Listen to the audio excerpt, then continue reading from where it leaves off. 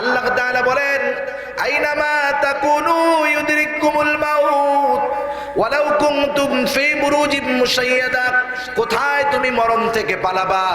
তুমি যদি সুদৃঢ় দুর্গের ভিতরে যদি পলায়ন করো, সুরক্ষিত দুর্গের ভিতরে যদি পলায়ন করো, তোমার যখন সময় চলে আসবে তখন মালাকুল মউত সেইখানে পৌঁছায়া যাবে। মরণ থেকে যতই পালাও মরণ তোমায় লইবে ঘিরি, যদিও পালাও আকাশ পানে সেথায় তুমি লাগিয়ে সিঁড়ি। পালানোর উপায় আছে? মরতেই হবে আজ অথবা কাল। এমন চূড়ান্ত বিষয় থেকে যখন মানুষ গাফেল থাকে তখন এই মানুষটার চাইতে পোড়া কপালওয়ালা আর কেউ হতে পারে না, ঠিক না? সেজন্য মরণের জন্য তৈরি থাকার তো সব সময় প্রয়োজন। কিন্তু আফসোস, আজকে আমরা দুনিয়ার কর্মে এতটাই ব্যস্ত, আমি আমার মরণের কথা ভুলে গিয়েছি। এজন্য নবী বলেন, আকসিরু যিকরা হাদিমিল লাযযাত, তুমি ওই জিনিসের বেশি বেশি স্মরণ করো যেই জিনিস সকল স্বাদকে বিনষ্ট করে দেয়, সকল স্বাদকে নষ্ট করে দেয়, ধ্বংস করে দেয়। ওই জিনিসের বেশি বেশি স্মরণ করো। এটা কি? এটা হলো মউত, এটা হলো মরণ। মরণের কথা বেশি বেশি স্মরণ করলে গুনাহ করা কঠিন না সহজ? জোরে বলেন। আর যদি কোথাও গিয়ে আমরা কারো মৃত্যু দেখতে পারি, কার মৃত্যু কেমন হলো, সবার মৃত্যু সেম কোয়ালিটির হবে না। কারো মৃত্যু হবে সুন্দর, আগেই বলেছি, যার আমল সুন্দর তার মৃত্যু সুন্দর, যার আমল খারাপ তার মৃত্যু খারাপ। আল্লাহ রাব্বুল আলামিন সেই জন্য যেই আয়াতটা তিলাওয়াত করেছে, এই আয়াতের মধ্যে আল্লাহ তাআলা জানায় দিয়েছেন কাদের মৃত্যু সুন্দর হবে। আবার আমরা এটাও জানবো কাদের মৃত্যু কষ্টের হবে। আল্লাহ তাআলা জানায় দেন, ইন্নাল্লাযীনা ক্বালু রাব্বুনাল্লাহ। আল্লাহ তাআলা বলেন, নিশ্চয়ই যারা বলে আমাদের রব হলো আল্লাহ। আমাদের রব কে? আল্লাহ। আর জবান খুলে বলেন, আমাদের রব কে? আল্লাহ। আমাদের রব হলো আল্লাহ। আমি মুখ দিয়ে এই কথা বলার সাথে সাথে শুধু মুখ দিয়া বলেছি এই বিষয়টা খেয়াল রাখলেই হবে না। আমাদের রব যে আল্লাহ, এটা অন্তরের মধ্যে যথাযথভাবে জবানের সাথে সাথে অন্তরের মধ্যেও বসায়া দিতে হবে। শুধু তাই নয়, মুখে স্বীকার করলাম, অন্তরে বিশ্বাস করলাম, আমার কর্মের দ্বারাও এটাকে প্রমাণ করতে হবে যে আল্লাহ তাআলা আমার রব। যখন আমি বলবো আল্লাহ আমার রব, এই বিশ্বাস আমার অন্তরের মধ্যে দৃঢ় চিত্তে ধারণ করার সাথে সাথে রবের সব আদেশ নিষেধ মানতে হবে। আমাকে প্রমাণ করতে হবে যে আমার রব আল্লাহ। এই জন্য যত বাধা আসুক না কেন, আমি আমার রবের আদেশ নিষেধ থেকে দূরে সরে চলে যাব না। কোন মানুষ যখন রবের পরিপূর্ণ আদেশ মানতে যাবে, পদে পদে তার উপরে বিপদ আসবে, বাধা আসবে, কষ্ট আসবে।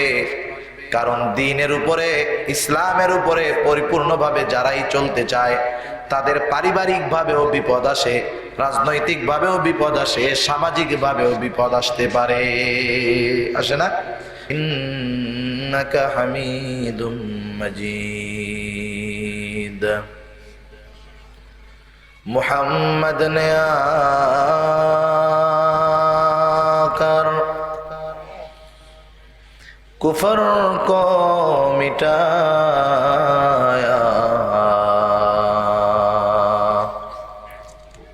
कुफर को मिटाकर सदाकत को बताया। बलगल उला बिकमालिही कशफत दुजा बिजमालिही हसनत जमीअ खिसालिही सल्लु अलैहि व आलिहि। ला इलाहा इल्लल्लाह, ला इलाहा इल्लल्लाह, ला इलाहा इल्लल्लाह, ला इलाहा इल्लल्लाह, ला इलाहा इल्लल्लाह, ला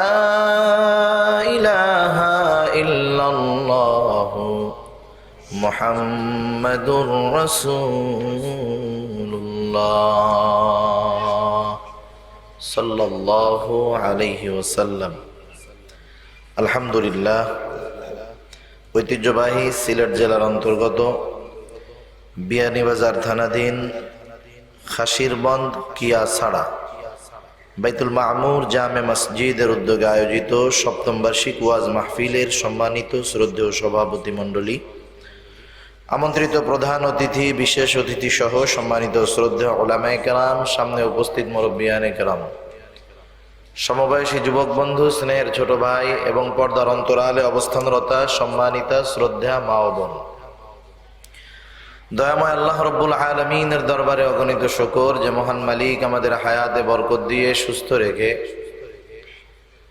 তার মহান হুকুম জোহরের নামাজের পরে দুনিয়ার অন্যতম দামি একটি মজলিসে আসার বসার, দ্বীনি আলোচনা শ্রবণ এবং আমাকেও আপনাদের খেদমতে কিছু দ্বীনি কথা পেশ করবার লক্ষ্যে যে মহান মালিক সুস্থ অবস্থায় এখানে আসার তৌফিক দিয়েছেন, সেই মালিককে খুশি করার জন্য মহব্বতের সাথে জবান খুলে অন্তর থেকে আমরা একবার কালিমাতুশ শুকর পাঠ করি, আলহামদুলিল্লাহ।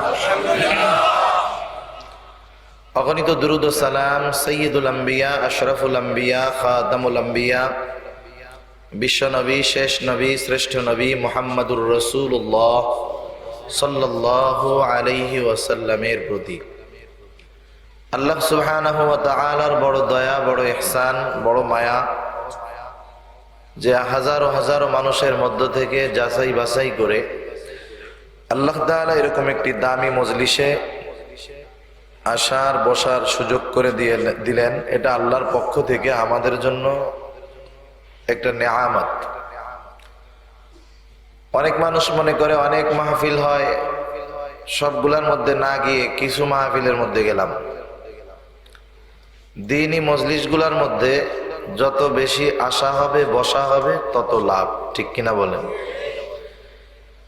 দ্বীনি মজলিসের মধ্যে যদি সময় ব্যয় করা হয়, এতে দুনিয়ার লাভের চাইতে পরকালের লাভ বেশি। দুনিয়ার লাভ নাই তা না, বরং দ্বীনি মজলিসে বসার কারণে, ভালো মানুষের সঙ্গর কারণে, দ্বীনি কথা শ্রবণ করবার কারণে দুনিয়ার জীবনটাও সুন্দর হয়ে যায়। সুবহানাল্লাহ। আমাদের আমলগুলা সুন্দর হয়ে যায়, আমাদের আচার আচরণ, আখলাক, চলাফেরা, মুআমালাত, মুআশারাত, লেনদেন দ্বীনি মজলিসে বসলে এগুলা পরিবর্তন হয় এবং সুন্দর হয়। কারণ আল্লাহ সুবহানাহু ওয়া তাআলার কাছে সুন্দর জিনিসের দাম বেশি। এরকম যুক্তি দেয় কি দেয় না? দেয়। তা যাই হোক, আল্লাহ সুবহানাহু ওয়া তাআলা হলেন মহাপ্রজ্ঞাময়, ওনার প্রতিটা কাজের মধ্যে হিকমত আছে। কোনো কাজ হিকমত শূন্য নয়, বিনা কারণে নয়। এজন্য আরবিতে প্রবাদ আছে, ফিআলুল হাকিম লা ইয়াখলু আনিল হিকমা। মহাপ্রজ্ঞাময়ের কোন কর্ম হিকমত শূন্য নয়, বিনা কারণে নয়। আমাদের এলাকায় অনেক সময় শিক্ষিত মানুষ থাকে, খুব ভালো শিক্ষিত মানুষ। আমরা কোনো কাজ করার সময়, যে কোনো কাজ করার সময় দুইটা জিনিসের দিকে খেয়াল রাখি। কয়টা জিনিস? দুইটা জিনিস। এই কাজের মাধ্যমে হয়তো আমার দুনিয়ার ফায়দা হবে, না হয় পরকালের ফায়দা হবে, না হয় উভয়টার ফায়দা হবে।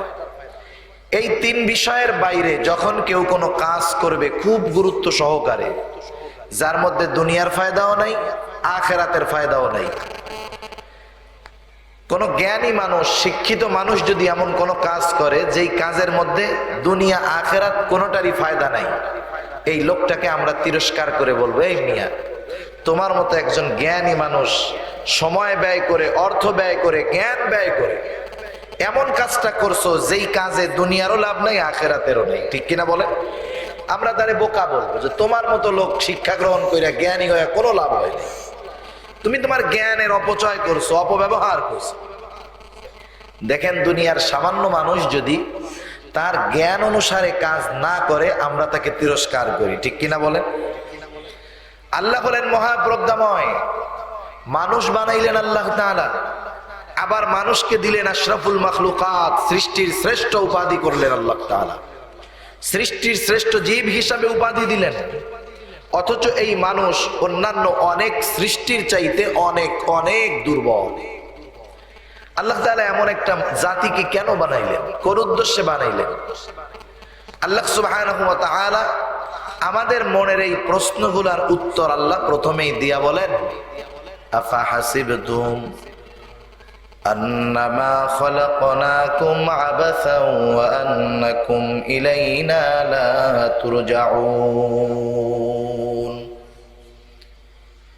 আল্লাহ রাব্বুল আলামিন বলেন, তোমরা কি এটা মনে করো, তোমরা কি এটা ভাবো, আন্নামা খালাকনাকুম আবাসা, আমি আল্লাহ তোমাদেরকে কোনো কারণ ছাড়া বেহুদা বানিয়েছি, শুধু শুধু বানাইছি। তোমাদের বানানোর কোনো উদ্দেশ্য আমার নাই, মন চাইছে তাই বানাইছি, না না। আমি আল্লাহ তাআলা তো তোমাদেরকে বলেছি আমি আল্লাহর চরিত্র তোমরা ধারণ করো। আল্লাহ সুবহানাহু ওয়া তাআলা কিছু গুনাহগুলির মাধ্যমে সুশোভিত হওয়ার আদেশ আল্লাহ আমাদেরকে দিয়েছেন। আবার স্মরণ করে দিয়েছেন, বান্দা আমি আল্লাহ এই দুনিয়ার মধ্যে তোমাদেরকে বেহুদা সৃষ্টি করি নাই। অনেক প্রশ্ন কিন্তু জবাবটা বড় তাৎপর্যময়। আল্লাহ তাআলা বলেন, ওয়া আন্নাকুম ইলাইনা লা তুরজাউন। আল্লাহ তাআলা বলেন, আবার তোমরা আমার কাছে ফিরে আসবা, পুনরায় আমার দিকে তোমাদেরকে প্রবর্তিত হতে হবে, আমার কাছে আবার তোমাদেরকে ফিরে আসতে হবে। এই দুনিয়াতে আসার আগে একটা জগতে আমরা ছিলাম, যেটার নাম হলো আলমে আরওয়াহ, রূহের জগতে আমরা ছিলাম। আল্লাহ সুবহানাহু ওয়া তাআলা মা বাবার মাধ্যমে, বিশেষ প্রসেসিং এর মাধ্যমে আল্লাহ তাআলা দুনিয়ায় আমাদেরকে পাঠিয়েছেন। রূহের জগতে কেটে গেছে লক্ষ লক্ষ বছর, আমাদের জানা নাই। কত বছর রূহের জগতে ছিলামের মূল হিসাব আমাদের কারো জানা নাই। আবার মৃত্যু পরবর্তীতে কত বছর আলমে বরজখে থাকবো এটা আমাদের জানা নাই।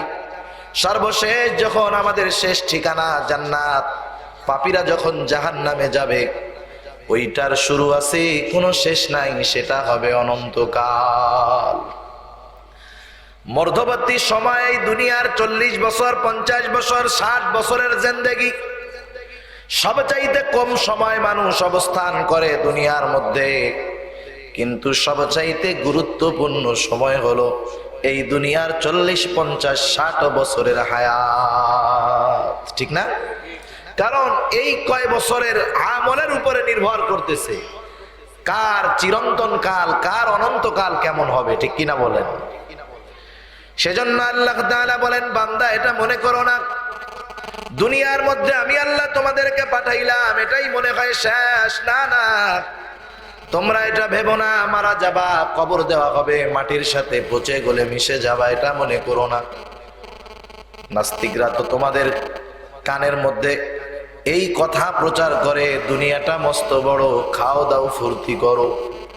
এই জন্য এই স্লোগানের দিকে ধাবিত হয়ে অনেক মুসলমানের সন্তান আল্লাহ তাআলা কেন পাঠাইলেন সেটা ভুলে যায়, বরং জীবনকে এনজয় করার জন্য বিভিন্ন পাপ অপকর্মে লিপ্ত হয়ে যায়।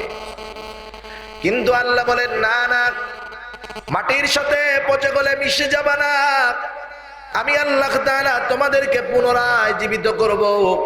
কারণ যখন দুনিয়ার মধ্যে আমাদের কোনো বন্ধু, প্রতিবেশী, আত্মীয় স্বজন মারা যায়, আমরা যখন তার কাফন দাফনে অংশগ্রহণ করি, জানাজা পড়ায় যখন লাশটা কবরের মধ্যে রাখি, উপরে যখন বাঁশের চালি দেওয়া হয়ে যায়, প্রত্যেকেই 3 মুষ্টি করে মাটি দেওয়ার সময় আমরা কোরআনুল কারীমের কিছু আয়াত তিলাওয়াত করি।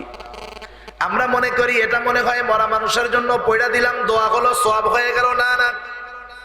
যদিও আমরা এটা পড়ি, কিন্তু এই পড়ার মধ্যে, ওই কথার মধ্যে আল্লাহ তাআলা মৃত মানুষের জন্য কোনো শিক্ষা রাখেন নাই।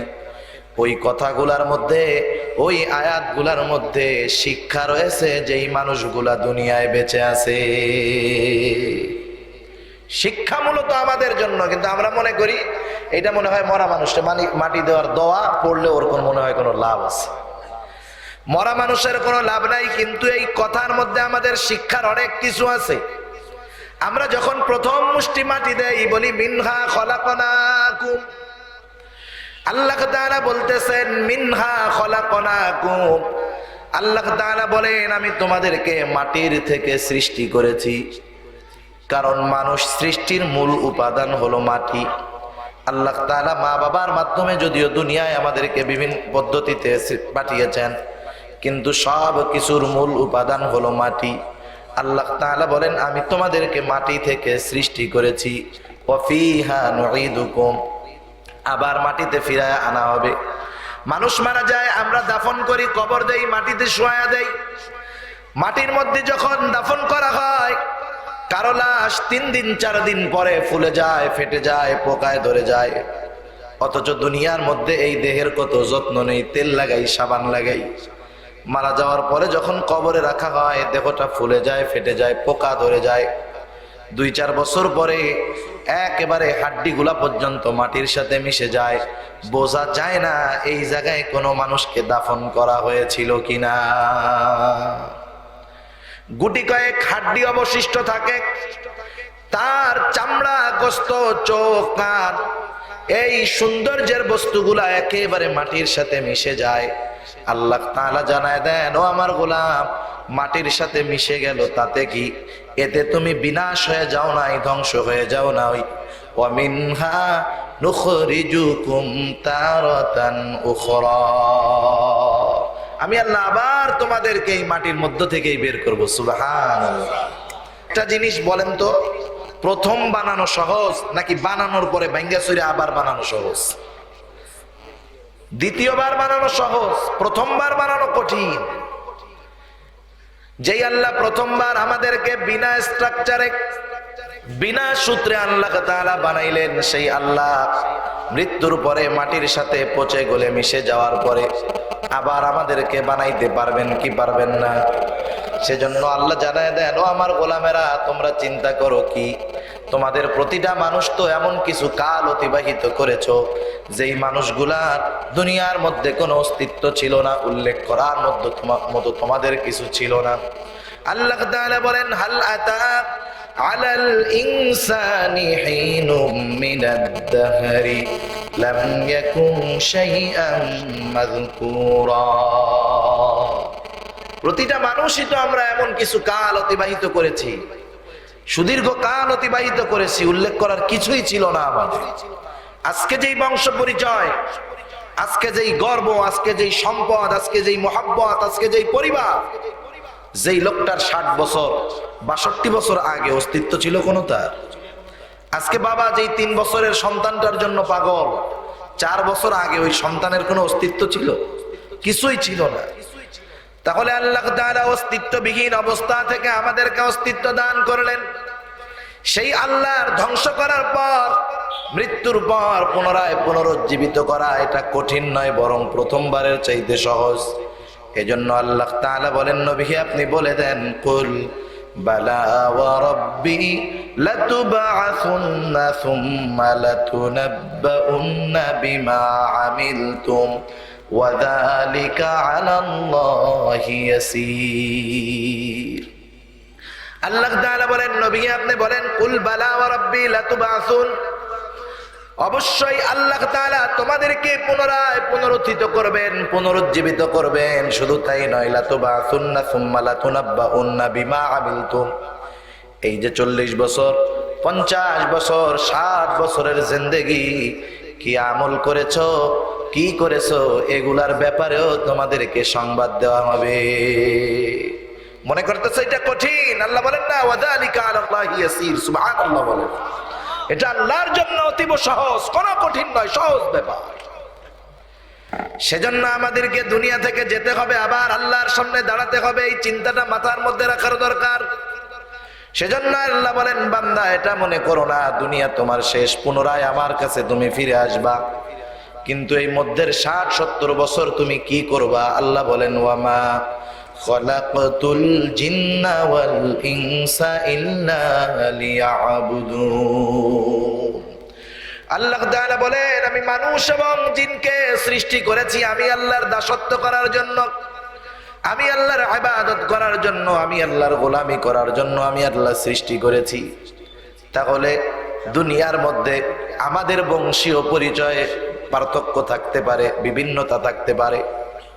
দলীয় পরিচয়ের মধ্যে পার্থক্য থাকতে পারে, চেহারা কালা ধলা অন্যরকম হতে পারে, সম্পদ কম বেশি হতে পারে, সম্মান কম বেশি হতে পারে, কিন্তু যে যেই অবস্থায় থাকুক না কেন আমরা সবাই হলাম আল্লাহর গোলাম।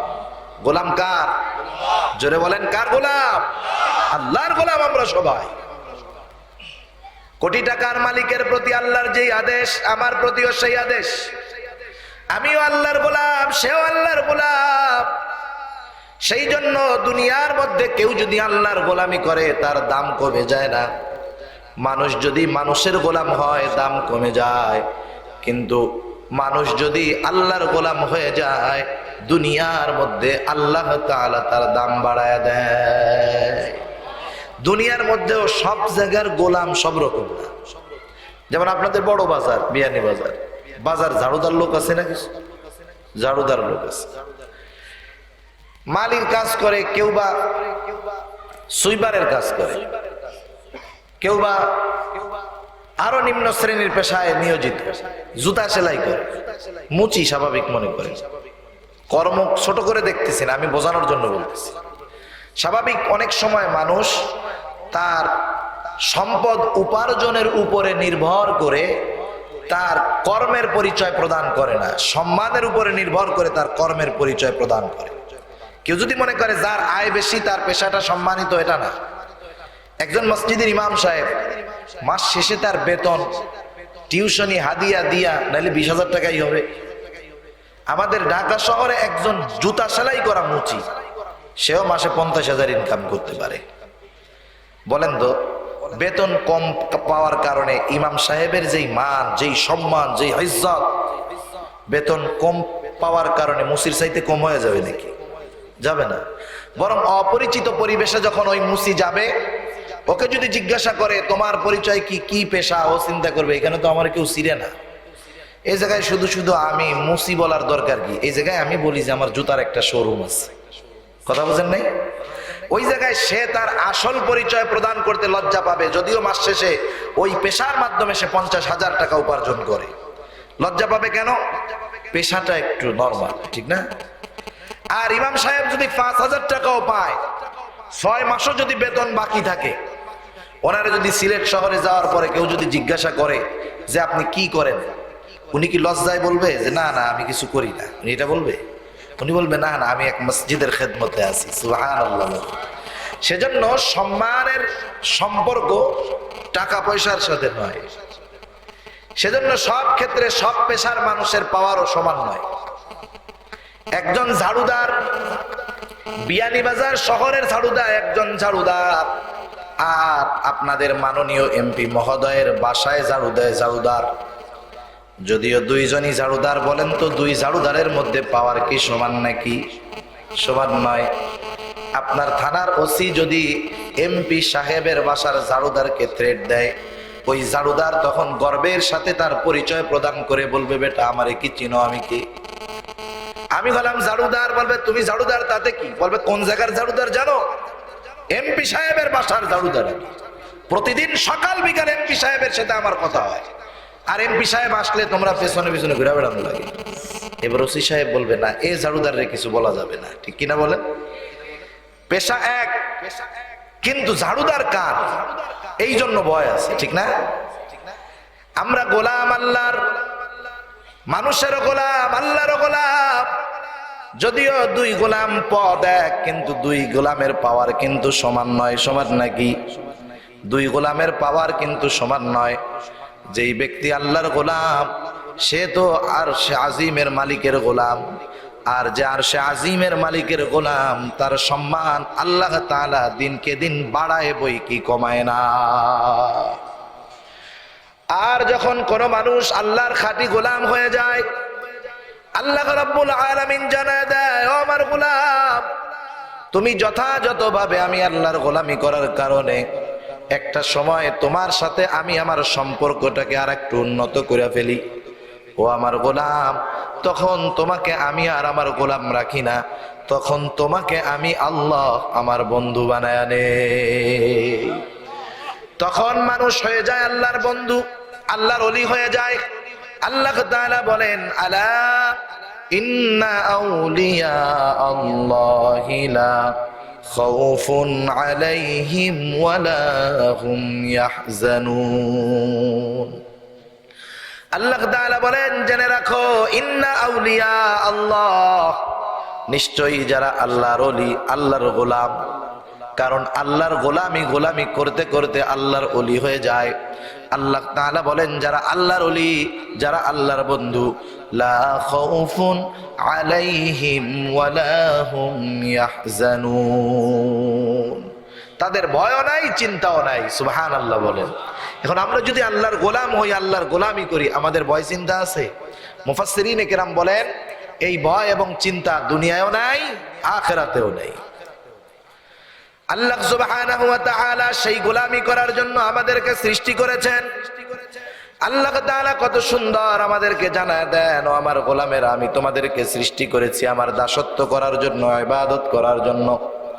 এখন ইবাদত যেমন মন চায় তেমন যদি করো, যখন মন চায় তখন যদি করো, ইবাদতের যদি কোনো সৌন্দর্য না থাকে, কোয়ালিটি যদি ঠিক না থাকে, যতই ইবাদত করো না কেন, ওই ইবাদতের দাম আমি আল্লাহ তাআলার কাছে নাই। আল্লাহ তাআলার কাছে গ্রহণযোগ্য হবে ওই আমল, যেই আমল হলো সুন্দর। আল্লাহ তাআলার কাছে গ্রহণযোগ্য হবে সেই আমল, যেই আমল হলো ইখলাসওয়ালা। আমরা দুনিয়ার মধ্যে চোখে দেখতে যেটা সুন্দর সেটাকে সুন্দর মনে করি, কিন্তু আল্লাহ তাআলার কাছে সৌন্দর্য হলো যেটার ইখলাস বেশি, সেটা হলো আল্লাহ তাআলার কাছে সুন্দর বেশি। সেজন্য আল্লাহ তাআলার কাছে পরিমাণ কোনো ফ্যাক্টর নয়, আল্লাহ তাআলার কাছে বান্দার ইখলাস কেমন সেটার উপরে নির্ভর করে তার আমল।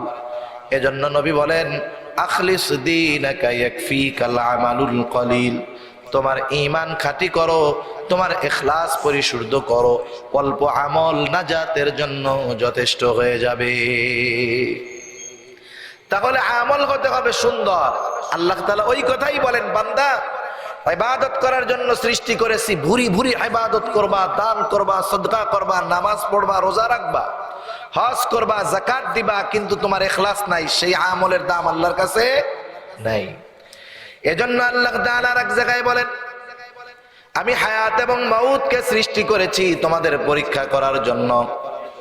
আল্লাহ রাব্বুল আলামিন বলেন, আল্লাযী খালাকাল মাউতা ওয়াল হায়াতা লিয়াবলুয়াকুম আইয়ুকুম আহসানু আমালা। আল্লাহ তাআলা জীবন এবং মৃত্যুকে সৃষ্টি করেছেন পরীক্ষা করার জন্য। লিয়াবলুয়াকুম, আল্লাহ তাআলা পরীক্ষার জন্য সৃষ্টি করেছেন। কি পরীক্ষা করতে চান? আল্লাহ বলেন, আইয়ুকুম আহসানু আমালা, তোমাদের মধ্যে কার আমল কত সুন্দর। তাহলে এই যে মউত আল্লাহ সৃষ্টি করলেন, হায়াত আল্লাহ দিলেন, কোন কারণে?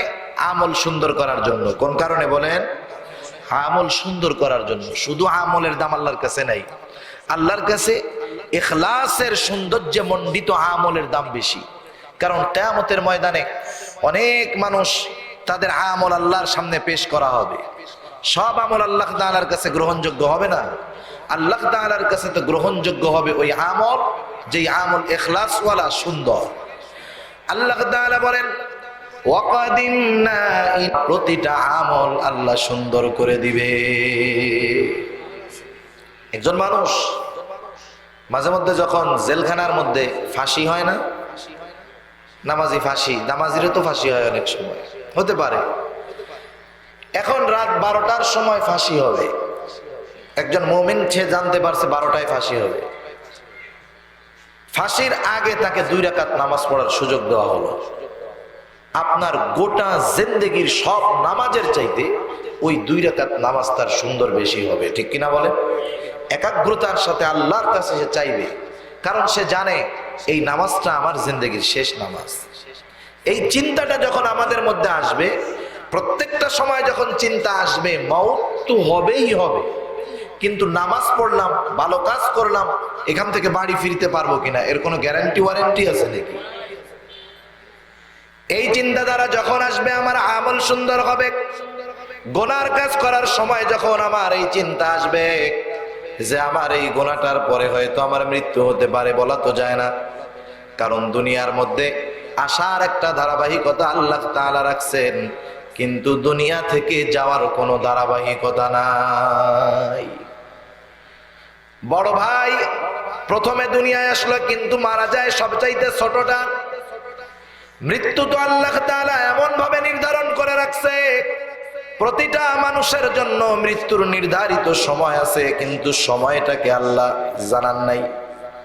যদি সময়টা আমরা জানতে পারতাম যে কোন সময় আমার মরণ হবে, 10-15 দিন আগে তাওবা করে সবাই ভালো হয়ে যাইতে পারতাম। কিন্তু সময় ফিক্সড, কিন্তু সেটা আমাদের অজানা। এই জায়গায় তো ভয়ের কারণ। আল্লাহ তাআলা যখন আমরা মায়ের গর্ভের মধ্যে এসেছি, যখন আমাদেরকে রূহ দেওয়া হয়েছে, প্রাণ দেওয়া হয়েছে, প্রাণ দেওয়ার সাথে সাথে কোন দিন প্রাণ চলে যাবে সেটাকেও আল্লাহ নির্ধারণ করে দিয়েছে। এক্সপায়ার ডেট কখন হবে, কোন সময় মরবে, কোন জায়গায় মরবে, আল্লাহ তাআলা সব নির্ধারণ করে রাখছে। সময় যখন চলে আসবে, মৃত্যুর সময় যখন নির্ধারণ করা, ওই সময় যখন চলে আসবে, সুস্থ থাকলেও বাঁচতে পারবে না। আর যখন মৃত্যু আসবে না, লাইফ সাপোর্টের মধ্যে থাকলেও মরবে না। আল্লাহ রাব্বুল আলামিন বলেন, فَإِذَا جَاءَ أَجَلُهُمْ لَا يَسْتَأْخِرُونَ سَاعَةً وَلَا يَسْتَقْدِمُونَ। যখন নির্ধারিত সময় উপস্থিত হবে, নির্ধারিত সময় উপস্থিত হওয়ার জন্য, মৃত্যু উপস্থিত হওয়ার জন্য এক মুহূর্ত বিলম্ব করবে না, এক মুহূর্ত আগেও মৃত্যু আমাদের কাছে পৌঁছাবে না। যথা সময়ে মৃত্যু চলে আসবে। আমি যদি সুস্থ থাকি থাকতে পারবো না, মৃত্যু না আসলে অসুস্থ মানুষও মরবে না। সেই জন্য আমরা মাঝে মধ্যে দেখতে পাই, আফসোস করি, একটা ছেলে সকালবেলা খুব সুন্দর সুস্থ গোসল করে খাওয়া দাওয়া করে বন্ধুদের সাথে আড্ডা দিয়া বাড়িতে ফিরলো, সুস্থ মানুষ, বিকালবেলায় তার জানাজা আমরা পড়ি, হয় না এরকম? আবার আমরা মনে করি মনে হয় বুড়া হলেই মরে। না না, গোটা দুনিয়ার মধ্যে মৃত্যুর জরিপ, প্রতিদিন দুনিয়ার মধ্যে যেই পরিমাণ মানুষ মারা যায়, তার 3/4 মানুষ পরিপূর্ণ বৃদ্ধ হওয়ার আগেই মারা যায়। যুবকদের মৃত্যুর সংখ্যাটা আরো বেশি। সেই জন্য বলা যায় না কোন সময় আমার মরণ চলে আসবে। মরণ তো এমন একটা সত্য যেটার থেকে পালানো যায় না। মরণ থেকে কোনো ধরনের সুরক্ষা গ্রহণ করা যায় না। সব রোগ আসতেছে, ভ্যাকসিন বের করতেছে, মরার ভ্যাকসিন বের করা যাবে যে না, এমন এক ভ্যাকসিন বানাবো ওইটা একবার গায়ে দিলে আর মরবে টরবে না। এটা সম্ভব? সম্ভব না। মরণ থেকে পালায় থাকাও সম্ভব নয়। আল্লাহ রাব্বুল আলামিন বলেন, নবী আপনি জানায় দেন, কুল ইন্নাল মাউতাল্লাযী তাফিরুনা মিনহু ফাইন্নাহু মুলাকীকুম সুম্মা তুরাদ্দুনা ইলা আলিমিল গায়বি ওয়াশ শাহাদাতি ফায়ুনাব্বিউকুম বিমা কুনতুম তা'মালুন। আল্লাহ রাব্বুল আলামিন বলেন, নবীকে আপনি বলেন, ইন্নাল মাউত, নিশ্চয় মৃত্যু, আল্লাযী তাফিরুনা মিনহু ফাইন্নাহু মুলাকীকুম সুম্মা তুরাদ্দুনা ইলা আলিমিল গায়বি ওয়াশ শাহাদা। আল্লাহ তাআলা বলেন, নবী আপনি বলে দেন, নিশ্চয়ই মউত, যার থেকে তোমরা পলায়ন করো, অবশ্যই সেই মৃত্যুর সাথে তোমাদের মোলাকাত হবেই হবে। আল্লাহ তাআলার কাছে তোমাদেরকে পৌঁছায় দেওয়া হবে। তোমাদের আমল কেমন ছিল দুনিয়ার মধ্যে, সেই আমল সম্পর্কে তোমাদের জানানো হবে। তাহলে মৃত্যু থেকে পালানো যায় না, মৃত্যু থেকে কোনো প্রোটেক্ট গ্রহণ করা যায় না। যেমন আমরা শীতের সময় চিন্তা করি, আমার ঘরের দরজা জানালা সুন্দরভাবে আটকায় রাখবো যাতে করে ঘরে বাতাস না ঢোকে, শীত না ঢোকে, ঠান্ডা না ঢোকে। আবার গরমের সময় সুন্দর মতো এসির মধ্যে থেকে দরজা জানালা গ্লাস দিয়ে আটকায় লাগায় দেই, বাইরের বাতাস জানি ভিতরে না ঢুকতে পারে। যতই প্রোটেক্ট গ্রহণ করে হয়তো দুনিয়ার শীত গরম থেকে বাঁচা যায়, কিন্তু কেউ যদি এমন কোথাও গিয়া লোকায় যেই জায়গায় বাতাস ঢুকতে পারবে না, চুল পরিমাণ ছিদ্র যদি না থাকে, ওই নিশ্ছিদ্র প্রোটেক্টের ভিতরে, সুরক্ষার ভিতরে মৌত যখন চলে আসবে, মালাকুল মৌত সে জায়গায় পৌঁছায়া যাবে। আল্লাহ তাআলা বলেন, আইনামা তাকুনু ইউদরিকুমুল মাউতু ওয়ালাউ কুনতুম ফি বুরুজিম মুশাইয়াদা। আল্লাহ তাআলা বলেন, আইনামা তাকুনু ইউদরিকুমুল মাউত ওয়ালাউ কুনতুম ফি বুরুজিম মুশাইয়াদা। কোথায় তুমি মরণ থেকে পালাবা? তুমি যদি সুদৃঢ় দুর্গের ভিতরে যদি পলায়ন করো, সুরক্ষিত দুর্গের ভিতরে যদি পলায়ন করো, তোমার যখন সময় চলে আসবে তখন মালাকুল মউত সেইখানে পৌঁছায়া যাবে। মরণ থেকে যতই পালাও মরণ তোমায় লইবে ঘিরি, যদিও পালাও আকাশ পানে সেথায় তুমি লাগিয়ে সিঁড়ি। পালানোর উপায় আছে? মরতেই হবে আজ অথবা কাল। এমন চূড়ান্ত বিষয় থেকে যখন মানুষ গাফেল থাকে তখন এই মানুষটার চাইতে পোড়া কপালওয়ালা আর কেউ হতে পারে না, ঠিক না? সেজন্য মরণের জন্য তৈরি থাকার তো সব সময় প্রয়োজন। কিন্তু আফসোস, আজকে আমরা দুনিয়ার কর্মে এতটাই ব্যস্ত, আমি আমার মরণের কথা ভুলে গিয়েছি। এজন্য নবী বলেন, আকসিরু যিকরা হাদিমিল লাযযাত, তুমি ওই জিনিসের বেশি বেশি স্মরণ করো যেই জিনিস সকল স্বাদকে বিনষ্ট করে দেয়, সকল স্বাদকে নষ্ট করে দেয়, ধ্বংস করে দেয়। ওই জিনিসের বেশি বেশি স্মরণ করো। এটা কি? এটা হলো মউত, এটা হলো মরণ। মরণের কথা বেশি বেশি স্মরণ করলে গুনাহ করা কঠিন না সহজ? জোরে বলেন। আর যদি কোথাও গিয়ে আমরা কারো মৃত্যু দেখতে পারি, কার মৃত্যু কেমন হলো, সবার মৃত্যু সেম কোয়ালিটির হবে না। কারো মৃত্যু হবে সুন্দর, আগেই বলেছি, যার আমল সুন্দর তার মৃত্যু সুন্দর, যার আমল খারাপ তার মৃত্যু খারাপ। আল্লাহ রাব্বুল আলামিন সেই জন্য যেই আয়াতটা তিলাওয়াত করেছে, এই আয়াতের মধ্যে আল্লাহ তাআলা জানিয়ে দিয়েছেন কাদের মৃত্যু সুন্দর হবে। আবার আমরা এটাও জানবো কাদের মৃত্যু কষ্টের হবে।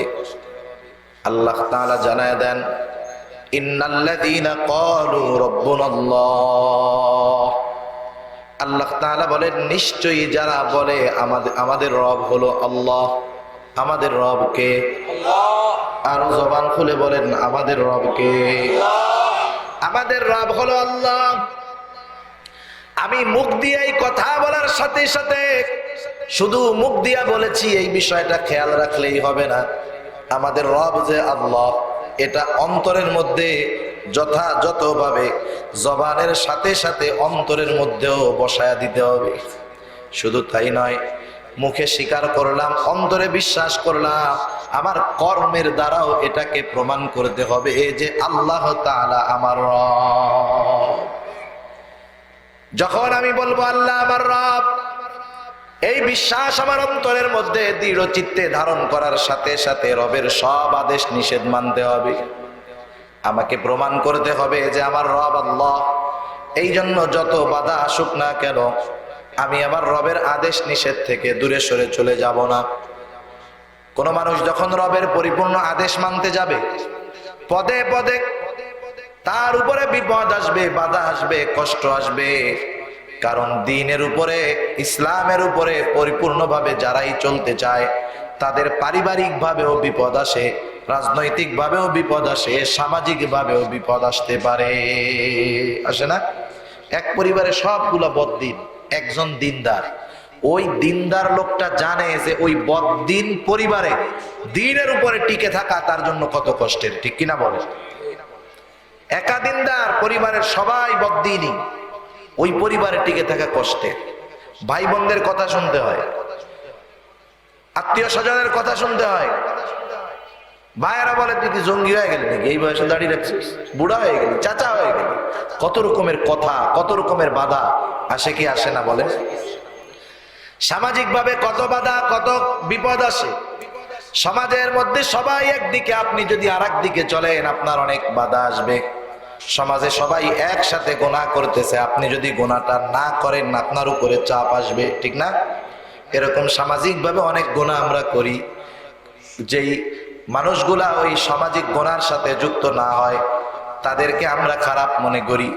তাদের বিপক্ষে চলে যায়, তাদের সাথে সম্পর্ক খারাপ হয়ে যায়। রাজনৈতিক দিক দিয়ে যদি আপনি কোরআন সুন্নাহর আলোকে থাকতে চান, রাজনৈতিকভাবে আপনার উপরে বিপদ আসবে, বাধা আসবে। জাতীয়ভাবে যদি কোরআনের পক্ষে থাকতে চান, অনেক সময় জাতীয় বিপদ আমার আপনার উপরে আসতে পারে। সেই জন্য আল্লাহ জানায় দেয়, ও আমার গোলাম, আমাকে শুধু আমাকে এই কথা বললে হবে না যে আমাদের রব আল্লাহ। আল্লাহকে রব বলার পর হাজারো বিপদ আপদ আসতে পারে, কিন্তু সাবধান, যত বিপদ আপদ আসুক না কেন, সব বিপদ আপদের উপরে ইস্তেকামতের উপরে থাকতে হবে। বিপদ আসবে, ভেঙে পড়া যাবে না। আল্লাহ তাআলার রুবুবিয়তকে অস্বীকার করা যাবে না, বরং জীবন চলে যায় যদি যাক, আল্লাহ রব এই কথা যেমন মুখে স্বীকার করেছো, অন্তরে এবং কর্মে সেটার প্রমাণ দিতে হবে। তুমি যদি এটা করতে পারো, তোমার লাভটা কি হবে? কথা বোঝেন নাই? আমরা আল্লাহর জন্য এমন ত্যাগ করব, লাভ কি? আপনাদের কষ্ট হইতেছে? একটু অনুরোধ করি, একটু আগে আগে বসে, একটু জিকিরের সাথে সাথে একটু আগে আসেন। লা ইলাহা ইল্লাল্লাহ। আওয়াজটা জাকারিয়া, আওয়াজটা প্রথমে সুন্দর হলো, পরে এরকম হয়ে গেল, কারণ চলে গেছে। আচ্ছা আচ্ছা, ও আগে আগে আসেন, একটু একটু চাল। লা ইলাহা ইল্লাল্লাহ। সিনি সিনি বল। লা ইলাহা ইল্লাল্লাহ। লা ইলাহা ইল্লাল্লাহ মুহাম্মাদুর রাসূলুল্লাহ সাল্লাল্লাহু আলাইহি ওয়াসাল্লাম। তাহলে আল্লাহকে রব বলে স্বীকার করলে দুনিয়ার মধ্যে হাজারো বিপদ আপদ আসতে পারে, ঠিক কিনা বলেন? এটা আসবে, স্বাভাবিক। কথার প্রসঙ্গে আসলো তাই বলি, এখন যদি কেউ একেবারে বিয়ানীবাজারের পয়েন্টে দাঁড়িয়ে সুন্দর মতো একটা বক্তব্য দেয়, আমার নেতা হলো জিয়াউর রহমান, আমার দল হলো বিএনপি, কার কি আছে আমাকে কর, কার সাহস আছে আমার গায়ে হাত দিয়ে, আস্থা থাকবে নাকি? কিন্তু এরপরেও যদি মায়ের দৌড় খাইয়াও ঠিক থাকে, মিডিয়ার হেডলাইন হয়ে যায়, দেখবেন আগামীতে বিএনপি ওরে নমিনেশন দিয়ে দিবে, ঠিক কিনা বলেন? তাহলে পিডানি খাওয়ার প্রতিদান কি পাইল? সারা দেশে পপুলার হয়ে গেল, ইলেকশনে এমপি হওয়ার সুযোগ পেয়ে গেল, ঠিক কিনা বলেন? দুনিয়ার একটা দলের জন্য ত্যাগ স্বীকার করে এমন সম্মান, আর আল্লাহর জন্য বান্দা ত্যাগ স্বীকার করবে, আল্লাহ বান্দাকে সম্মানিত করবেন না, এটা হতেই পারে না, ঠিক কিনা বলেন? আল্লাহ তাআলা কখনো জালেম, ফিতনা ফাসাদ সৃষ্টিকারী আর মুত্তাকি পরহেজগার বান্দাকে কশ্চিন কালেও সমান বানায় দিবেন না। হয়তো দুনিয়ায় আমরা দেখতে পাই এরকম যে তারা দ্বীনের উপরে থাকে, তাদের কষ্ট, দ্বীনের উপরে আছে এদের বিপদ, কিন্তু এই বিপদ সাময়িক, কারণ দুনিয়ার জিন্দেগিটাই সাময়িক, ঠিক কিনা বলেন? আল্লাহ তাআলা বলেন, أم نجعل الذين آمنوا وعملوا الصالحات كالمفسدين في الأرض أم نجعل المتقين كالفجار। আল্লাহ তাআলা বলেন, যারা ফুজ্জার, পাপী, তাদেরকে আমি কখনো মুত্তাকিদের সমকক্ষ বানায় দিব না, মুত্তাকিদের তাদের সমকক্ষ বানায় দিব না। আল্লাহ এটা করবেন না। সেজন্য যেই মানুষগুলা বলবে আমার রব আল্লাহ, এই কথার ঘোষণা অতীতে যারাই দিয়েছে তাদের উপরে বিপদ এসেছে, ঠিক কিনা বলেন? যেই মানুষগুলা মক্কায় প্রভাব ছিল, পাওয়ার ছিল, তাদের কত সমাদর ছিল, তাদের কত সম্মান ছিল। আবু বকরের মতো নরম মানুষ, ভদ্র মানুষ, শরীফ মানুষ, দানশীল মানুষ, ওই ব্যক্তিও যখন বলেছে আমার রব আল্লাহ, লা ইলাহা ইল্লাল্লাহ যখন বলেছে, আরবের খারাপ মানুষগুলা আবু বকরের মতো দানশীল, ভদ্র, নরম মানুষটাকেও ছেড়ে দেয় নাই। সেজন্য যারাই বলবে আমার রব আল্লাহ, এই কথা বলার পর রবের সব আদেশ মানতে যাবে, তাদের উপরে বাধা আসতেই পারে।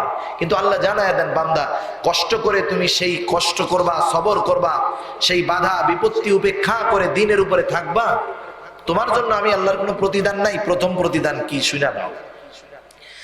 আল্লাহ তাআলা বলেন, সুম্মাস্তাকামু, তুমি এই রব বলে স্বীকার করার পর এই কথার উপরে অটল থাকবা, এই অবস্থায় যেই মানুষগুলা আল্লাহ তাআলাকে রব বলে স্বীকার করে, তার সব আদেশ নিষেধের উপরে অটল থাকে, এই মানুষগুলা জীবনের অন্তিম মুহূর্তে যখন পৌঁছিয়ে যায়, দাড়িগুলো পেকে যায়, চুলগুলা পেকে যায়, দাঁতগুলা পড়ে যায়, চামড়াগুলো ঘুষিয়ে যায়, 70-80 বছর বয়স। এখন এই মানুষগুলাকে যদি জিজ্ঞাসা করা হয়, দাদা, চাচা, বাবা, জীবনের অন্তিম মুহূর্তে আপনি চলে আসলেন, সারাটা জীবন আল্লাহর গোলামি করলেন, দুনিয়ার শেষ মুহূর্তের দিকে আপনি চলে আসছেন, এই বয়সে আপনার মনের মধ্যে শেষ তামান্নাটা কি? যেই মানুষগুলা মুত্তাকি, পরহেজগার, খোদা ভীরু, ওই মানুষগুলা বলে এখন আর দুনিয়ায় কিছু চাওয়ার নাই, এখন একটাই আল্লাহর কাছে চাওয়া, আল্লাহ তাআলা জানি ঈমানের সাথে মরণটা দেয়। কারণ একজন মানুষের সারা জিন্দেগির আমলগুলা সুন্দর, কিন্তু মৃত্যু সুন্দর হয় নাই। মৃত্যু সুন্দর হলো ঈমানের সাথে মৃত্যু, কথা বুঝতেছেন তো? তার মৃত্যুটা ঈমানের সাথে হয় নাই। বলেন তো, সারা জিন্দেগির ভালো আমলগুলার কোনো দাম আছে? কোনো দাম হবে? কোনো দাম নেই। একটা মানুষ 70 বছর বাঁচছে, 69 বছর গুনাহ করছে, কিন্তু মরার আগে তাওবা নসিব হয়েছে, আল্লাহর পথে ফিরে আসছে, মৃত্যু সুন্দর হয়েছে, ঈমানের উপরে হয়েছে, এই লোকটা সফল, ঠিক কিনা বলেন? সেই জন্য মুমিন বান্দা যারা দিন সম্পর্কে জানে, তাদের মনের ভিতরে সব সময় তামান্না, আল্লাহ আপনি আমাকে ঈমানের উপরে মৃত্যু দেন, ঈমানের উপরে মৃত্যু দেন। কারণ দুনিয়ার মধ্যে বেঁচে থাকা অবস্থায় সবচাইতে বড় সফলতা, সবচাইতে বড় পুরস্কার হলো ঈমানের সাথে মওত। শয়তান কোনদিন আমাদেরকে সফল হিসাবে দেখতে চায় না। মুমিনের ভয় তো এই জায়গায়, কারণ শয়তান সারা জিন্দেগি ধোঁকা দিয়েছে, তাকে আল্লাহর পথ থেকে বিচ্যুত করতে পারে নাই। কিন্তু মরণের সময় শয়তান তো একা আসবে না, শয়তান তার সমুদায় বাহিনী নিয়ে তাদের সামনে আসবে। শয়তান তাকে বিভিন্ন প্রকারে ধোঁকা দেওয়ার চেষ্টা করবে, বেঈমান বানানোর অপচেষ্টা করবে। ইমানদারের মনের মধ্যে ওই ভয়টা কাজ করে, না জানি তখন শয়তানের ধোঁকায় পড়ে যায় কিনা। এই জন্য আল্লাহর কাছে তামান্না করে, আল্লাহ ঈমানের সাথে মৃত্যু দিয়েন, ঈমানের সাথে মৃত্যু দিয়েন। আল্লাহ তাআলা জানায় দেন, ও আমার গোলাম, সারা জিন্দেগি তুমি আমার গোলামি করলা, জীবনের অন্তিম মুহূর্তে আমি আল্লাহ তোমার সাহায্যকারী হব না, তোমাকে সাহায্য করব না, এটা হতে পারে না। দুনিয়ায় যারা সরকারি চাকরি করে, সরকারি চাকরি করার পরে নির্দিষ্ট একটা মেয়াদ আছে, 62 বছর বয়স, সরকারি চাকরি শেষ। একটা মানুষ 40টা বছর সরকারের গোলামি করে কাটাইছে, চাকরি করে কাটাইছে। 62 বছর বয়স মানে হলো এক্সপায়ার ডেট। সরকার ওর কাছ থেকে যা নেওয়ার সব নিয়ে নিয়েছে, ওর মেধা, ওর শ্রম, ওর বুদ্ধি সবকিছু নেওয়া হয়ে গেছে সরকারের। সরকার এত কিছুর দ্বারা উপকৃত হলো, শেষ বয়সে যদি এই লোকটারে ওই অবস্থায় ছেড়ে দেয়, এমনি তো প্রতি মাসে বেতন দিত, ভিন্ন জিনিস। যখন ওই 62 বছর বয়সে তাকে যদি এমনিতেই ছেড়ে দেয়, বাকি জিন্দেগি চলা তার জন্য কষ্টের, ঠিক কিনা বলে? কারণ ওই লোকটারে কেউ চাকরিতে নিবে না, কেউ ব্যবসায় নিবে না। সরকার ওরে খাটায় খাটায়, পুলিশ আর্মি ওকে রুক্ষ বানায় ফেলছে, ওর সাথে মানুষের কালচারের মিলবে না। এজন্য দেখবেন যারা ডিফেন্সে চাকরি করিয়া যখন অবসর নেয়, সাধারণ মানুষের সাথে এর চলে না, খালি গেঞ্জাম লাগে, ঠিক কিনা বলেন? সরকার সেই জন্য এই লোকগুলারে বলে, 62 বছর বয়স পর্যন্ত আমার গোলামি করলি, আমার চাকরি করলি, তোর সব কিছু আমি নিলাম, তোর সব মেধা, তোর পরিশ্রম সব আমার জন্য ব্যয় করলি। 62 বছর বয়স তোর, এখন তোর দৈহিক শক্তি নাই, মানসিক শক্তি নাই, তোর কোনো মেধা নাই, জ্ঞান নাই। এখন যদি আমি তোকে আমার এখান থেকে বের করে দেই, তুই অবহেলার শিকার হয়ে যাবি। কিন্তু না, আমি তোকে এমন কিছু করব না, বরং আমি তোকে এমন কিছু পরিমাণ সম্পদ এখান থেকে দিয়ে তোকে আমি বাড়ি পাঠায় দিব। তাই তুই যদি মৃত্যু পর্যন্ত বসে বসেও খাস, তোর সম্পদে শেষ হবে না, ঠিক না?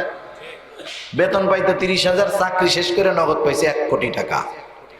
সারা জিন্দেগি চাকরি করে 1 কোটি পায় নাই, চাকরি ছাড়ার সাথে সাথে 1 কোটি পেয়ে গেছে। সরকার ওরে ঠকায় নাই, কিন্তু ও যদি সরকারের নীতি না মেনে নিজের মন যা চাইতো তা করতো, সরকারের আদেশের অবাধ্য হতো, চাকরি থেকে আউট করা হতো, পেনশন মেনশন কিছুই তাকে দেওয়া হতো না, ঠিক কিনা বলেন? দেখেন, দুনিয়ার মানুষ গোলামি করার কারণে জীবনের অন্তিম মুহূর্তে যখন সে একজন অকেজ লোক হয়ে গেছে, দুনিয়ার সরকার তাকে বেশ কিছু অর্থ দিয়ে চলার ব্যবস্থা করে দিল, তার টেনশন থাকে না। বরং সরকারি চাকরি যারা করে ওরা খালি তসবি গনে কোন দিন চাকরি শেষ হবে আর একসাথে এতগুলা টাকা পাবো, ঠিক না? খালি তসবি গুনতে থাকে, এই যে ডেট শেষ হবে এতগুলা টাকা পাবো। চাকরি করে যেই আরাম, চাকরি ছাড়ার সময় আরো বেশি খুশি, ঠিক কিনা বলেন? কেন? অনেক টাকা একসাথে পাবো, টেনশন নাই। চিন্তা করেন, চাকরি করার সময় যেই খুশি, চাকরি ছাড়ার সময় তার চাইতে বেশি খুশি। ইমানদারের অবস্থাও এরকম হবে। দুনিয়ার ওই চাকরিজীবী জানে চাকরি ছাড়ার পর আমি তো অনেক সম্পদ পাবো। আল্লাহর গোলাম যারা ওরাও জানে আমি দুনিয়ার মধ্যে নেক আমল করেছি, যদি ইমানের সাথে মউত নসিব হয়ে যায় আমার এর চাইতে আনন্দের আর কিছু হতে পারে কি? এই জন্য শয়তান ও তার বাহিনী নিয়ে একসাথে চেষ্টায় থাকে কেমনে ওকে ইমান থেকে বিচ্যুত করা যায়। আল্লাহ তাআলা জানায় দেন, ও আমার গোলাম, এই 60 বছর 70 বছর যথাযথভাবে আমার গোলামি করলা, এই মুহূর্তে শয়তান তার বাহিনী নিয়ে তোমাকে বেঈমান বানায় দিবে। আমি আল্লাহ শয়তানকে এই সুযোগ তো দিবই না, বরং তুমি শুনে নাও তোমার জন্য কি ব্যবস্থাপনা থাকবে। তুমি যখন দুনিয়ায় থেকে চলে যাওয়ার অন্তিম মুহূর্ত হাজির হবে, শয়তান যদিও তার বাহিনী নিয়ে তোমার কাছে আসবে, তোমার চিন্তা নাই। তাতানাজ্জালু আলাইহিমুল মালাইকা, আমি আল্লাহ ওই সমস্ত মানুষের জন্য যারা বলে আমাদের রব আল্লাহ, আল্লাহর সব আদেশ মানে ইস্তেকামতের উপরে থাকে, ওই মানুষগুলার মৃত্যুর সময় তাদের কাছে ফেরেশতার বাহিনী আমি আল্লাহ পাঠায়া দিব। আল্লাহর বাহিনী চলে আসবে ওই মৃত্যু পথযাত্রী আল্লাহর গোলামের কাছে। শয়তানের বাহিনীও আছে, ফেরেশতার বাহিনীও আছে। এবার ফেরেশতার বাহিনী আইসা ওই আল্লাহর বান্দা তো পেরেশানি, টেনশন, চিন্তার মধ্যে আছে, কি জানি অবস্থা আমার হবে। এইবার ওই ফেরেশতারা আইসা বলবে আল্লাহর বান্দা, আল্লাহ তাখাফু ওয়া লা তাহজানু, তুমি ভয়ও পেও না, চিন্তাও করো না, তোমার কোনো পেরেশানি নাই, তোমার কোনো চিন্তা নাই। ওর চিন্তা জানি পরিপূর্ণ রূপে নির্মূল হয়ে যায়। এই জন্য কি জান্নাতের সুসংবাদ জানায় দিবে, ওয়াবশিরু বিল জান্নাত। ওই খাঁটি আল্লাহর গোলাম দুনিয়ায় থাকা অবস্থায় আল্লাহর পক্ষ থেকে ফেরেশতাদের মাধ্যমে জান্নাতের সুসংবাদ পেয়ে যাবে। যেই মুহূর্তে ফেরেশতা আসবে ওটা নিশ্চিত তার মৃত্যুর সময়, ফিরে যাওয়ার আর কোনো সুযোগ নাই, নির্ধারিত সময় তার উপস্থিত। মৃত্যুর যন্ত্রণা আছে না নাই? মৃত্যুর যন্ত্রণা তো সবার হবে, সবার হয়েছে, সবার হবে।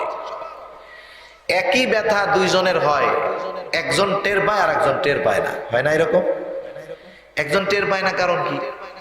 যখন সে মৃত্যুর যন্ত্রণার চাইতেও এমন কিছু জিনিসের খবর পায়, দেখে অথবা শোনে, তখন মৃত্যুর যন্ত্রণার অনুভব তার মধ্যে আসে না। যেমন হযরত ইউসুফ আলাইহিস সালাম, যখন ইউসুফ আলাইহিস সালাতু ওয়াস সালাম, জুলাইখা মিশরের খাদ্যমন্ত্রীর স্ত্রী ইউসুফ আলাইহিস সালামের প্রেমে পাগল হয়ে গেছে।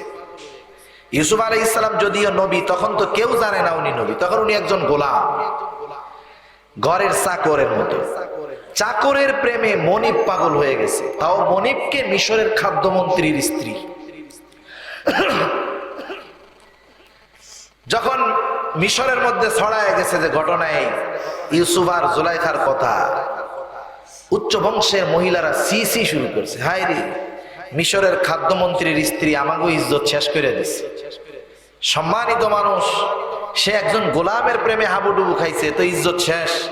শহরের সব মহিলাদের কানা ঘুষাই ওইটা, টক অফ দ্য টাউন, শহরের কথাই ওইটা। করছে কি, হইল কি? এখন তো নয় ফেসবুকে পোস্ট দিয়া দিল, মিডিয়ায় দিয়া দিল, ওই জামানায় কি এই সিস্টেম ছিল? ছিল না। জুলাইখা এবার চিন্তা করলো এদেরকে বিষয়টা বোঝানোর দরকার, কেন আমি খাদ্যমন্ত্রীর স্ত্রী হয়েও ইউসুফের প্রেমে পাগল। সব শহরের মহিলাদেরকে তাদেরকে দাওয়াত দেওয়া হলো খাদ্যমন্ত্রীর বাড়িতে। প্রত্যেকের হাতের মধ্যে দেওয়া হলো একটা করে ফল আর একটা করে ছুরি। তাদেরকে বলা হলো যখন তোমাদেরকে আদেশ করা হবে তখন তোমরা তোমাদের হাতের ফলগুলা ছুরি দিয়া কাটবা। প্রত্যেকের হাতে ছুরি এবং ফল। জুলাইখা এবার ইউসুফ আলাইহিস সালামকে তাদের সামনে হাজির করলো। সবার নজর ইউসুফ আলাইহিস সালামের দিকে। আদেশ করা হলো, যার যার হাতে ফল আছে ছুরি দিয়া কাটো। মহিলারা ফল কাটা শুরু করলো। ইউসুফ আলাইহিস সালামের দিকে তাকিয়ে ফল কাটা কোথায়, নিজেদের হাত কেটে জর্জরিত হয়ে গেল রক্তে। কিন্তু ইউসুফ আলাইহিস সালামের সৌন্দর্যের মাধুর্যতার মধ্যে তারা এতটা বিমোহিত, হাত কাটতেছে কিন্তু ইউসুফ আলাইহিস সালামের চেহারায় মুগ্ধ হয়ে হাত কাটা টের পায় না। দেখে কয়, হায় রে, এ তো একজন ফেরেশতাও মানুষ হইতে পারে না। ইউসুফ আলাইহিস সালামকে সরায় নেওয়া হলো। এবার জুলাইখা বলে, কি কেটেছো? এক একজন হাত কেটে রক্তাক্ত বানায় ফেলছে, তারা টের পায় নাই। আমি আপনি যদি সুই দিয়ে একটু খোঁচা দেই, ব্যথা লাগবে নাকি? নিজের হাত নিজে কাটা যেন তেন ব্যাপার না। কিন্তু ইউসুফ আলাইহিস সালামকে যখন দেখছে, তার সৌন্দর্যে এতটা মুগ্ধ হয়ে গেছে, ফল কাটার পরিবর্তে হাত কেটে ফেলছে কিন্তু টের পায় নাই। কষ্ট ঠিকই হয়েছে, কিন্তু ওই সৌন্দর্যের সামনে কষ্ট বিলীন হয়ে গেছে, ঠিক না? আচ্ছা, আপনাদের এলাকায় লাইটে যত আলো, মনে করেন 1,00,000 ওয়াটের একটা লাইট জ্বালানো হয়েছে, আর সুন্দর মতো সূর্যটা ক্লিয়ার ভাবে উঠছে। 1,00,000 ওয়াটের লাইটের কোনো দাম আছে? সূর্যের আলোর সামনে কোনো বেল নাই, কোনো দাম নেই। সূর্যের আলো পড়ার সাথে সাথে ওইটা ছোট্ট একটা ওই খেলনার মতো হয়ে যাবে। যখন বেশিটা আসে, কমটার উপস্থিতি টের পাওয়া যায় না। যখন নিয়ামত বেশির খবর আসে, তখন কষ্টটার অনুভব আর হয় না। মুমিন বান্দার তো মৃত্যুর কষ্ট হবে, কিন্তু জান্নাতের সুসংবাদ যখন শুনবে, মৃত্যুর কষ্ট হবে কিন্তু জান্নাতের সুসংবাদ পাওয়ার কারণে ওই মৃত্যুর কষ্ট তার অনুভব হবে না। আয়েশা সংবাদ দান করবে, ওয়াবশিরু বিল জান্নাত, জান্নাতের সুসংবাদ দিবে মুমিন ব্যক্তিকে। শুধু তাই নয়, বলবে কোন জান্নাত জানো? আল্লাতী কুনতুম তুআদুন, যেই জান্নাতের ওয়াদা, যেই জান্নাতের প্রতিশ্রুতি আল্লাহ তাআলা তোমাদেরকে দিয়েছে। কারণ মুমিন নেক আমল করবে, ঈমানের উপরে থাকবে, নেক আমল করবে, তার জন্য জান্নাত এই ওয়াদা দিয়েছে কে? কোরআনুল কারীমের মধ্যে অনেক জায়গায় ঈমান ও নেক আমলের প্রতিশ্রুতি হলো জান্নাত। তোকে বলা হবে, তুমি ভয় পাও না, নাহনু আউলিয়াউকুম ফিল হায়াতিদ দুনিয়া ওয়া ফিল আখিরাহ, তো আখিরাতেও তোমার বন্ধু। আর ওই জান্নাতের মধ্যে কি আছে জানো?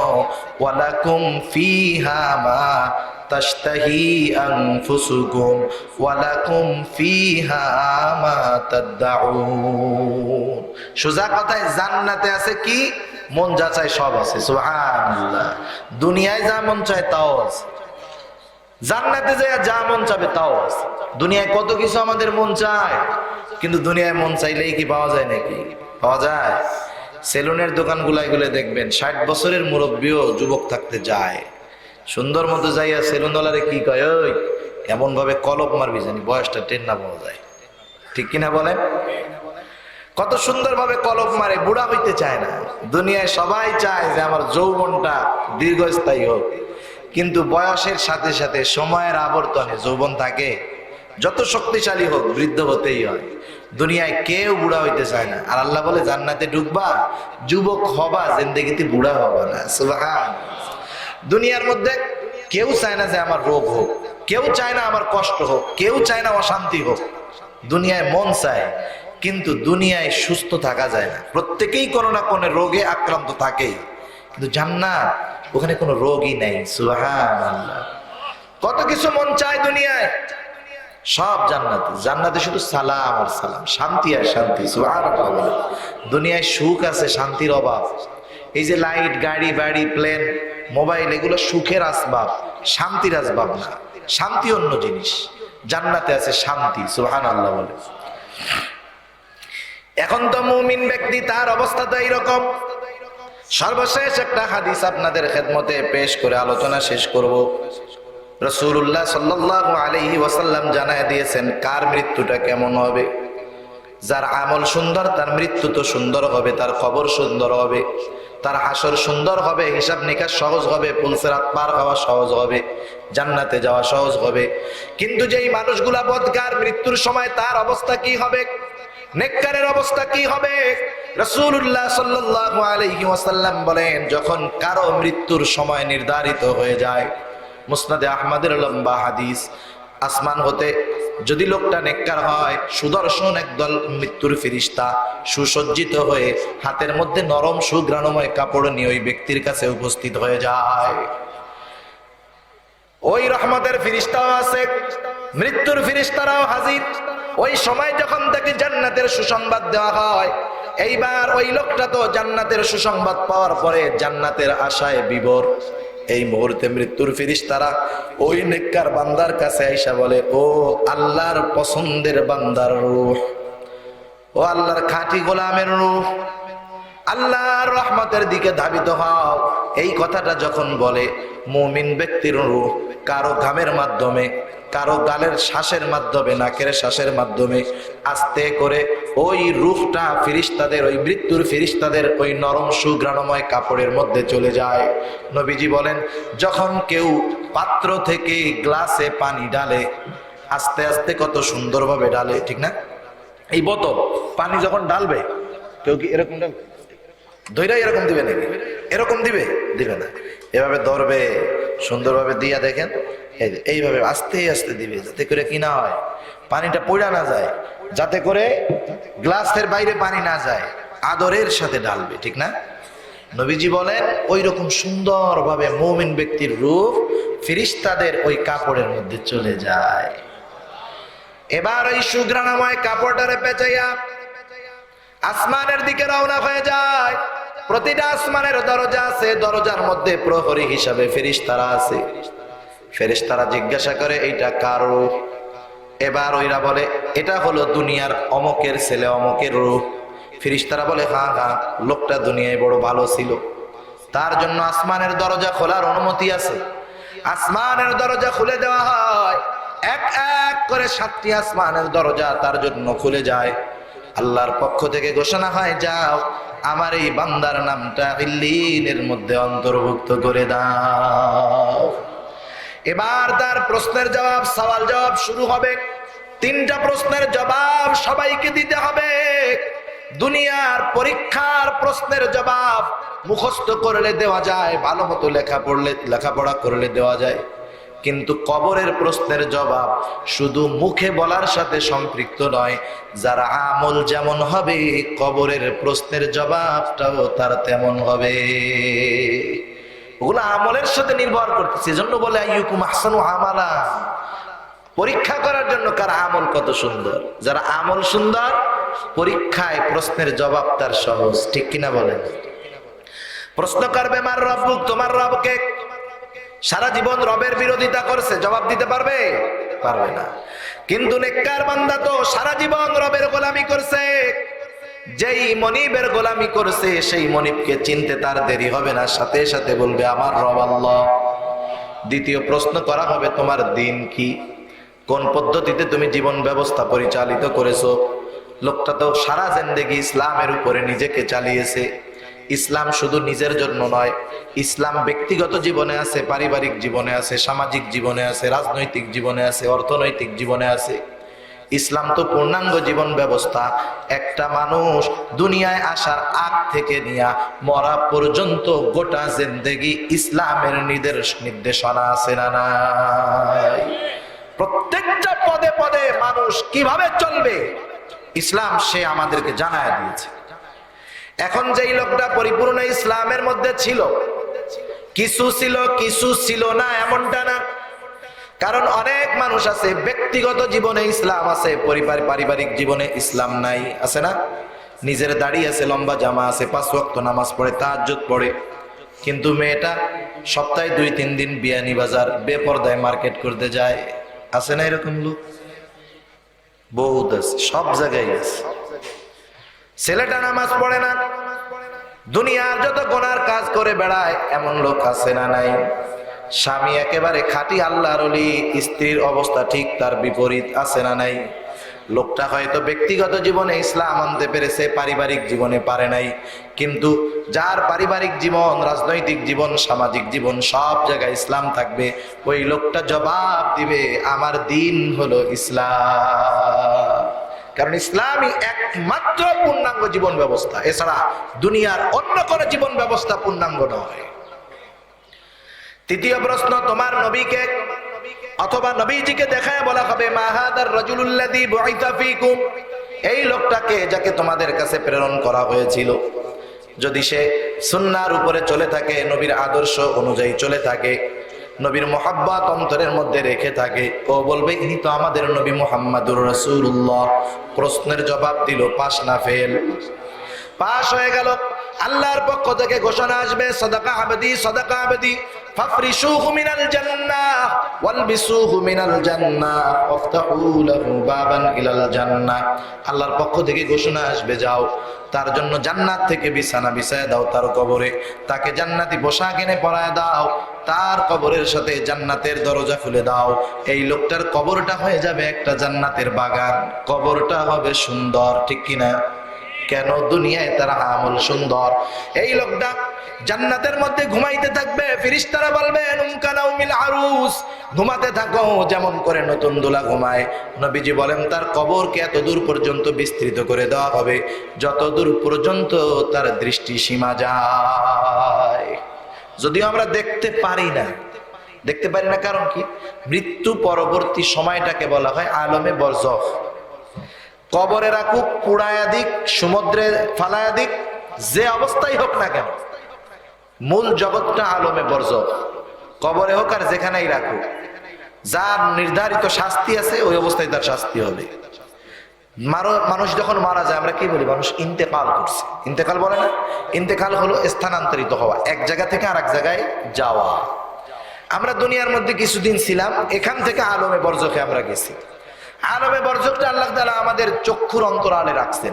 যেমন জিন জাতি আছে, জিন আছে না? দুনিয়ার অনেক আধুনিক শিক্ষিত দিনদার নামাজি নিজেকে পরিচয় দেয়, কিন্তু এরকম বলে জিন টিন বলে আমার কিছু বিশ্বাস হয় না। এমন মানুষ আছে না নাই? নামাজি মানুষ এ কথা বলে, ও বোঝে না। ও যখন বলল জিন কিছু নাই, ও কোরআনকে অস্বীকার করলো। কোরআনুল কারীমের মধ্যে একটা সূরা আছে, সূরার নাম হলো সূরা জিন। আল্লাহর নবী জিনদের কাছে দ্বীনের দাওয়াত পৌঁছায়া দিয়েছেন। সেজন্য জিনদের মারামারি হয়, বিয়ে শাদী হয়, খেলাধুলা হয়, ওয়াজ মাহফিল হয়, সব হয়। আমরা দেখতে পারি না। আল্লাহ আমাদের চোখের অন্তরাল করে রাখছেন। আলমে বরজখটা এরকম, ওখানে সুখ আছে, শান্তি আছে, কষ্ট আছে, শাস্তি আছে, কিন্তু মানুষ দেখতে পারে না। সে তো কবর জান্নাতের বাগান, সুদ বিস্তারিত হয়ে যায়। কবরে সে একা নয়, সে দেখতে পায় যে তার দিকে হঠাৎ সুন্দর একটা সুদর্শন মানুষ তার দিকে আসতেছে। দেখার পরে ভালো লাগে। কিছু মানুষের আগমন আমাদেরকে আনন্দিত করে, আবার কিছু মানুষের আগমন আমাদেরকে কষ্ট দেয়, হয় কি হয় না? এবার ওই সুন্দর সুদর্শন লোকটাকে দেখা ওই খবরওয়ালা বলবে ভাইরে তুমি কে? এবার ওই ব্যক্তি বলবে তুমি কি আমাকে চিনতে পারো নাই? বলে না না, এত সুন্দর চেহারা তোমার, কে তুমি? এবার ওই আগন্তুক বলবে আমি হলাম তোমার দুনিয়ার সুন্দর সুন্দর আমল, নেক আমল, তুমি আমাকে চিনতে পারো নাই। আল্লাহ তাআলা তোমার সুন্দর আমল গুলাকে সুন্দর সূরাত দিয়া তোমার কাছে পাঠিয়ে দিয়েছে। তুমি ভয় পেও না, তুমি জান্নাতে না যাওয়ার আগ পর্যন্ত আমি নেক আমল তোমার থেকে আলাদা হব না। আর যেটা বদকার, ওর কাছে আসমান হতে একদল ফেরেশতা আসবে যাদের গায়ে থাকবে গন্ধযুক্ত পোশাক, যাদের চেহারা হবে রুক্ষ বিভৎস, হাতের মধ্যে খসখসা একটা কাপড় নিয়ে হাজির হয়ে যাবে। আয়েশা বলবে ওই পাপিষ্ঠ ব্যক্তির রূহ আল্লাহর গজবের দিকে ধাবিত হয়। বলেন তো ওর জন্য কি সুসংবাদ আছে নাকি? ও তো টের পাইছে আমার অবস্থা খারাপ। জান্নাতের সুসংবাদ পেয়ে রূহ যাওয়ার জন্য তৈয়ার। আর যখন ওকে বলবে আযাবের দিকে ধাবিত হওয়া, রূহ দেহ থেকে বের হতে চাইবে না, দেহের মধ্যে ছড়াছড়ি করবে, হাত পা ছিটাছিটি করবে, চোখগুলা উল্টে যাবে, জিহ্বাটা বের হয়ে যাবে, গোংড়ানি শুরু হয়ে যাবে, এমন চিৎকার করবে মানুষেরা ভয় পেয়ে যাবে। এবার ওই ব্যক্তির রূহ তো দেহ থেকে বের হবে না, ওই ফেরেশতারা রুক্ষতার সাথে তার দেহ থেকে জোর করে রূহটাকে টেনে বের করবে। নবীজি আবার বলেন যেমন করে নাকি গরম শিকের মধ্য থেকে গোশত টান দিয়ে বের করা হয়, অনুরূপ ভাবে তার দেহ থেকে রূহটাকে বের করা হবে। এবার ওর রূহটা কাপড়ে পেঁচায়া উপরের দিকে নিয়ে রওনা হবে। প্রথম আসমানের ফেরেশতারা বলবে কার রূহ? বলবে অমকের রূহ। বলে না, এই লোকটা দুনিয়ার মধ্যে পাপিষ্ট ছিল, ওর জন্য আসমানের দরজা খোলার কোনো অনুমতি নাই। কোন জালেম যখন মারা যায় আল্লাহ তাআলা বলেন ফামা বাকাত আলাইহিমুস সামাউ ওয়াল আরদ, জালেমের মৃত্যুতে আসমানও কাঁদে না, জমিনও কাঁদে না। এই আয়াতের ব্যাখ্যা তাফসীর ইবনে কাসির আনাস রাদিয়াল্লাহু তাআলা আনহু হতে বর্ণিত, নবীজি বলেন মুমিনের মৃত্যুতে আসমানও কান্না করে, জমিনও কান্না করে। আসমান কান্না করে, জমিন কান্না করে। আহারে, এই লোকটা তো আমার উপর দিয়ে চলতো, আমার উপর দিয়ে হেঁটে হেঁটে মসজিদে যাইতো, আমার উপর দিয়ে এসে চলাচল করতো, দুনিয়া থেকে চলে গেল, আর আমার উপর দিয়ে চলবে না। এই দুঃখে কান্না করে। আসমানের দরজা আছে প্রতিটা মানুষের দুইটা করে, একটা দিয়ে আমল যায় আর একটা দিয়ে রিজিক আসে। আমলের দরজা কান্না করে, আহারে লোকটা মারা গেল, আর আমার মধ্য দিয়ে তার নেক আমল আসবে না। রিজিকের দরজা কান্না করে, আমার মধ্য দিয়ে আর রিজিক তার জন্য যাবে না। কিন্তু জালেম মরলে এরা কাঁদেও না, আফসোস করে না। এবার আল্লাহ তাআলার পক্ষ থেকে ঘোষণা আসবে, ওর নামটা সিজ্জিনের মধ্যে অন্তর্ভুক্ত করে দাও। এবার তার কবরের মধ্যে 3 প্রশ্ন করা হবে, মান রাব্বুকুম মান দীনুকুম মা হাদার রাজুলুল্লাযী বুইসা ফীকুম আও আন-নাবিয়্যু। পরে 3 প্রশ্ন করবে, তোমার রব কে? বলবে লা আদরি। দিন কি? বলবে লা আদরি। ইনি কে? বলবে চিনি না।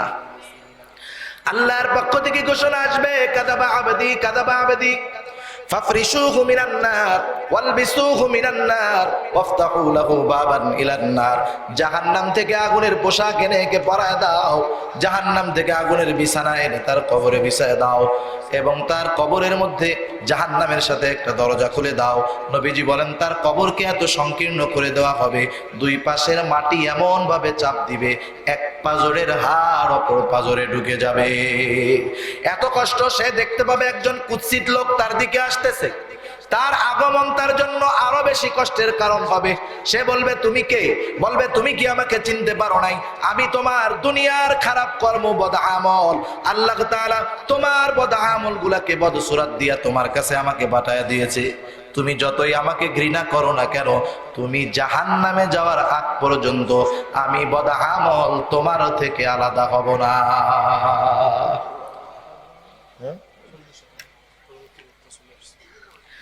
আমি বদ আমল তোমাকে জাহান্নামে না পৌঁছাইয়া আলাদা হব না।